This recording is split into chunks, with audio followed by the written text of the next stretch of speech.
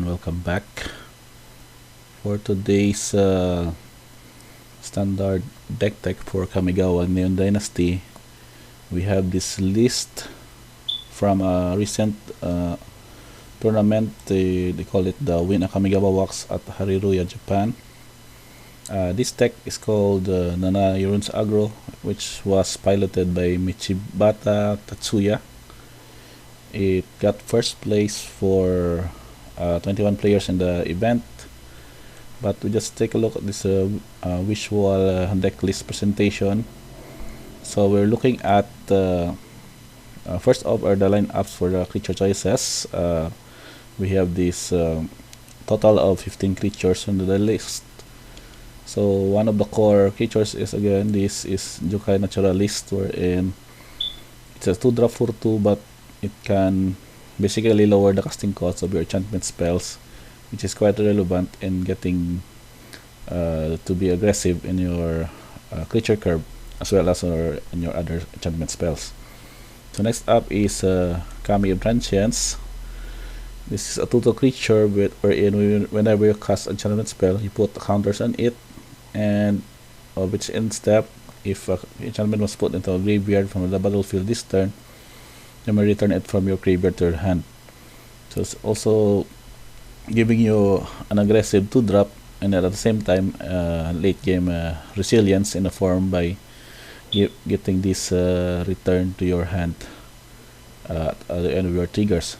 It depends if ever you get your lineup dealt with early on, then you can just return it later on whenever its enchantment is put in your graveyard. So another guess is this enchantment creature Doggo, the Spirited Companion, wherein when it enters the battlefield, just draw a card.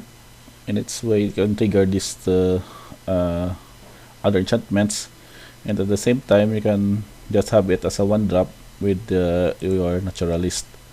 So also we have our Weaver of Harmony. This is the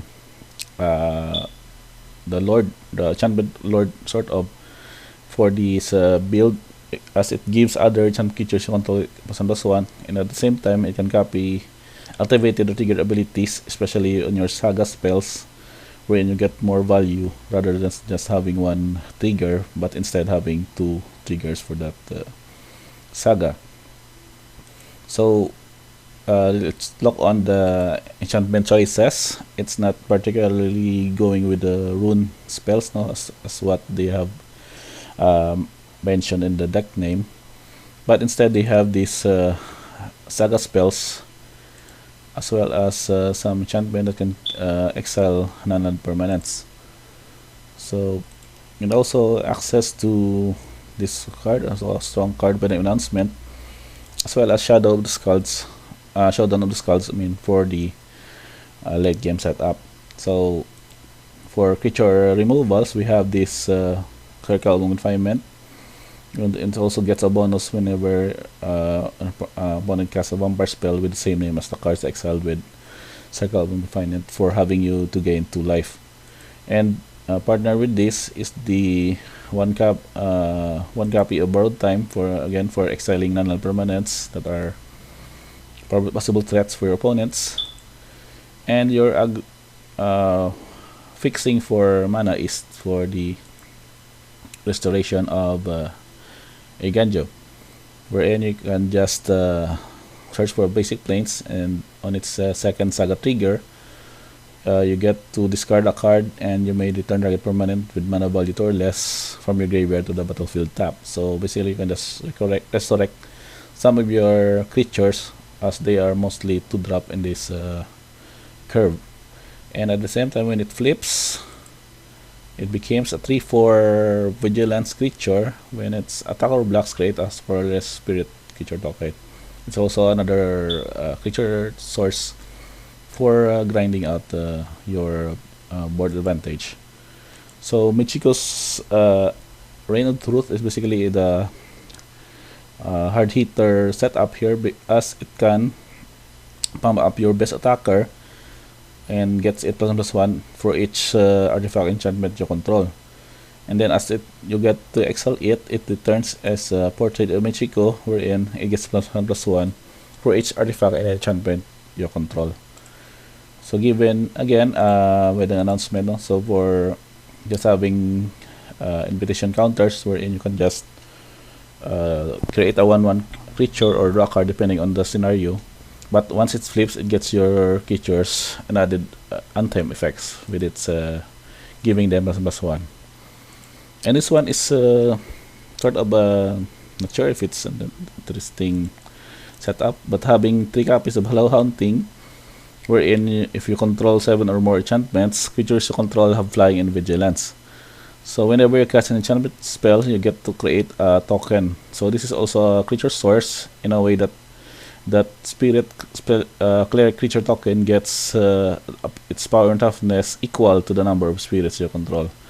So not only this, but you can also get spirits in this setup with Archetype of Restoration. So basically just another creature generating source, but at the same time gets you to trigger your enchantment setup. And we also have these 2 copies of Tamiyo's Tamiyo's Safekeeping. It is a 1 to cast instant wherein the target enchantment target permanent you control gets hexproof and irresolvable, and also you gain 2 life.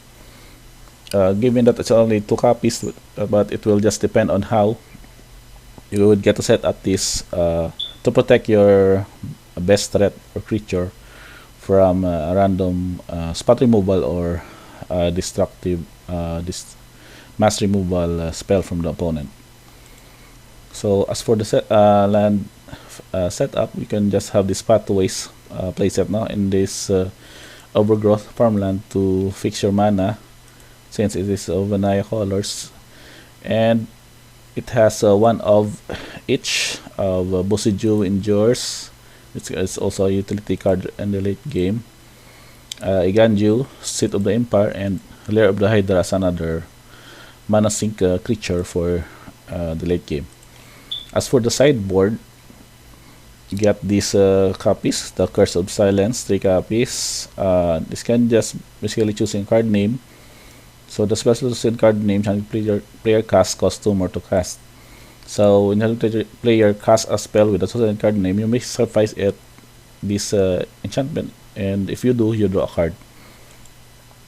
And also another 1 copy of Synchron Refinement for maybe for aggro decks. Fateful Absence as a solid instant spot removal for creature or Planeswalker, and Outland Liberator for destroying random artifact or enchantment that may be a big threat in the setup. And as a bonus, if it gets to able to flip it, it also has a trigger ability whenever it attacks, destroy target artifact or enchantment defending player controls. So another spot removal is added by having this card Rip Apart. It's 3 damage to target creature or Planeswalker, and it also gets to destroy target enchantment or artifact. And as an additional damage source, maybe, or just for other aggro decks, or maybe for Winnie Red, this is 2 damage to any target, and you gain 2 life, and at the same time you can flashback it later on. It might not be relevant, but still it is a good and cheap utility card to stop the aggression of other red or black aggro decks. Okay, we also have Catilda. This is from Crimson Bone, 3 to cast legendary creature, Spirit Warlock. It gets flying, lifelink, and protection from vampires. It also has power toughness equal to the number of permanents you control that are spirits and or enchantments. So it also goes well with your enchantment spells and also your enchantment creatures. But once you get to disturb it, it becomes a legendary enchantment aura, wherein it gets the enchantment creature flying, lifelink, and protection from vampires, and also gets +1/+1 for the number of permanents you control that are spirits and enchantments. So it would be put into a graveyard from anywhere, exile it instead. So this is a good advantage, sort of a for the grindy matchup for other mid-range decks also, wherein you can just play it later on, so you get to chunk in early damage, but once it got dealt with, you can just basically cast pay it for its disturbs cost to have it enchant your best creature with its all of its ability are adapted to that creature. And last but not the least, Yashan. This may be additional body support in case of we face control decks wherein they might have a lot of spot removals or mass removals, but not only that it is a 4/4 by itself, but it also gets you to search a basic forest and a basic plains, wherein you can also ramp it to ramp your mana, and players can play life or sacrifice non-land permanents to cast spells or activated abilities, which is another bonus for dealing with the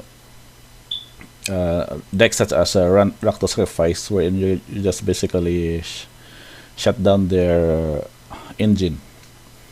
So overall, I think this is for the sideboard, this is also a good inclusion, but I think you can modify a bit by adding more Tamil safekeeping, since this is gold protection spell. Maybe one more copy here instead of maybe Sacred Fire or Rip Circle of Confinement, wherein you get to protect your best creature or threat, which it also gets you to gain 1 life. And just the bonus of the hexproof and indestructible is just too good to not to include.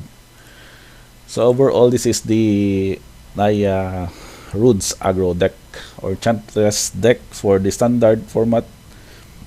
I do hope you learned well on this standard deck, and we might be able to try to test this in Magic Arena or in face-to-face events.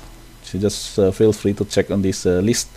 It is also posted in this for this website now, MtG Top 8, in the Kamigawa box event. One of the recent events was posted in the website. So again, I hope you enjoyed this standard deck, and see you on the next blog upload. Thank you.